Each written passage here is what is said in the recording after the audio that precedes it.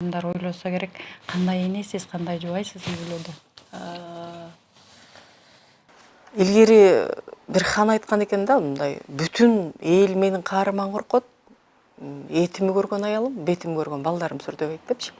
Анын сыңарындай мен тамаша көй, дос энемин. Анткени менин жолдошум кесиби врач, анан жеке клиникасында иштетет, мамлекеттик кызматта иштейт, ошон үчүн үйгө кечирээк келет. Ошон үчүн балдарды тарбия иши, аларды мектепке жайгаштыруу, кандай кружокторго барат, эмне менен алектенип баары менин мойнумда. Ошон үчүн балдарым менен дос катары мамиледем, бирок катуу болгондо катуу эле болом. Менин чоң энемдин бир сөзү бар эле. Ошол тагдырдын буйругу менен менин чоң энем, чоң атамдын биринчи аялы өтүп, андан кийинкиси өтүп, ушу 5-6 аялдан төрөлгөн балага эне болуп калган экен да. Ошол сабыры менен таш тезген, сулуулугу менен тарыхта калган менин чоң энем бир жакшы сөзү бар эле. Аялды анча, баланы анча жазалап туруу даракка койгондой эле депчи. Ушундай бир сабырдуу, мээрими таш тезген аялдын ошол сөзү менин кээде куралым.